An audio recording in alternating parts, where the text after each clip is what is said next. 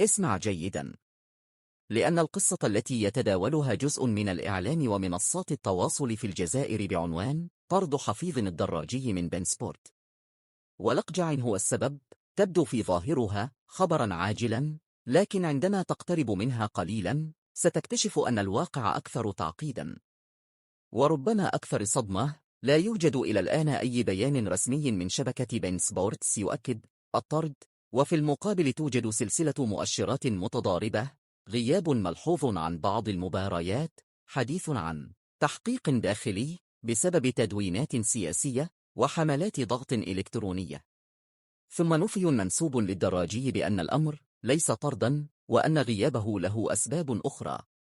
وسط هذا الضباب يظهر اسم فوزي لقجع في الرواية المتداولة فاعل خفي يحرك الخيوط. لكن أين الدليل؟ وأين الحد الفاصل بين التحليل السياسي وبين القفز إلى استنتاجات غير قابلة للإثبات؟ خليني أقولها بوضوح من البداية: الذي يمكن تثبيته من مصادر منشورة خلال الأسابيع الأخيرة هو وجود جدل واسع حول غياب صوت الدراجي، وتداول أخبار عن إيقاف استبعاد مرتبطة بتدوينات ومواقف خارج إطار الرياضة، مع استمرار غياب أي توضيح رسمي منه. أما أنه طرد رسميا أو أن لقجع هو السبب المباشر فهذه رواية منتشرة، لكنها غير مثبتة بوثائق علنية أو تصريح رسمي واضح حتى لحظة كتابة هذا النص. 1. وهنا تبدأ الحقيقة الصادمة التي لا يحبها صانع الترن في ملفات الإعلام الرياضي الكبير، خصوصا داخل شبكات بحجم به. القرارات لا تبنى عادة على دولة ضد دولة بشكل فوري ومباشر كما يقال في العناوين، بل تبنى على 3 دوائر حساسة جدا: سمعة المؤسسة، قواعد الحياد التحريري، وإدارة المخاطر السياسية على العلامة التجارية. يعني لو حدثت إجراءات فعلا، إيقاف مؤقت، تقليص ظهور، أو مراجعة مهام، فالأقرب أنها مرتبطة بما يعتبر خروجا عن الخط التحريري أو توريط القناة في صراع سياسي، وليس لأن طرفا خارجيا أمر بالطرد ببساطة. وهذا بالضبط ما تلمح إليه تقارير تتحدث عن فتح نقاش داخلي بسبب تدوينات سياسية واشتداد حملات إلكترونية تطالب من أين جاءت قصة لقجع هو السبب؟ إذن الرواية المتداولة تنطلق من خلفية أكبر من مجرد معلق. في السنوات الأخيرة كرة القدم في شمال إفريقيا تحولت لواجهة صراع رمزي وإعلامي بين الجزائر والمغرب. ملفات الاستضافة القارية، قرارات الكاف، جدل التحكيم، وخطاب الاتهامات المتبادل في الإعلام ومنصات التواصل. وفي هذه البيئة أي توتر بين جمهورين يتحول بسرعة إلى قصة سياسية. واسم فوزي لقجع تحديدا يظهر كثيرا في النقاشات لأنه يقدم إعلاميا كأحد أبرز الفاعلين داخل المشهد الكروي المغربي والقاري، ولأنه مرتبط أيضا بصورة النفوذ المؤسساتي داخل الجامعة المغربية وفي دوائر القرار الكروي.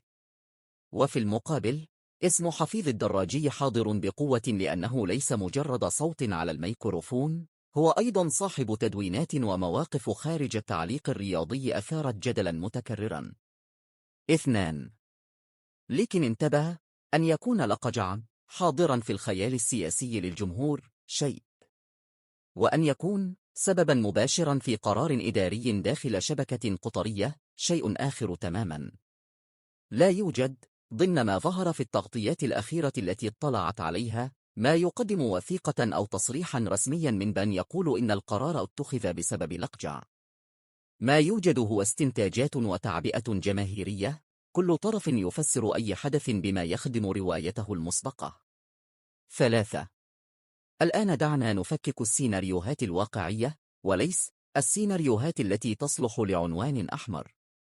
أولا، سيناريو الاستبعاد، الإيقاف بسبب تدوينات سياسية. هذا السيناريو هو الأكثر تداولا في تقارير حديثة. الكلام عن تدوينات على منصة أكس تتناول ملفات جيوسياسية حساسة، وما قيل عن فتح تحقيق داخلي أو مراجعة بالتزامن مع حملات ضغط إلكترونية في الخليج تطالب بإبعاده بدعوى أن المواقف السياسية لا تليق بوجه إعلامي رياضي داخل شبكة ذات حساسية سياسية وتجارية كبيرة. وفي هذا السيناريو، سبب القرار، إن وجد، هو إدارة سمعة القناة وتحييدها عن ثانياً سيناريو لا طرد، بل غياب مؤقت، تنظيم داخلي. بعض المواد المنشورة تقول إن أخبار الاستبعاد شائعات أو غير مثبتة، وأنه لا توجد معطيات رسمية تؤكد الطرد. وهناك أيضا ما نشر عن نفي منسوب للدراجي لفكرة الطرد وتفسير الغياب بأسباب أخرى. ومع غياب بيان رسمي، هذا السيناريو يبقى محتملا، ربما غاب بسبب ترتيبات داخلية، إجازة، أو تقليص ظهور لاعتبارات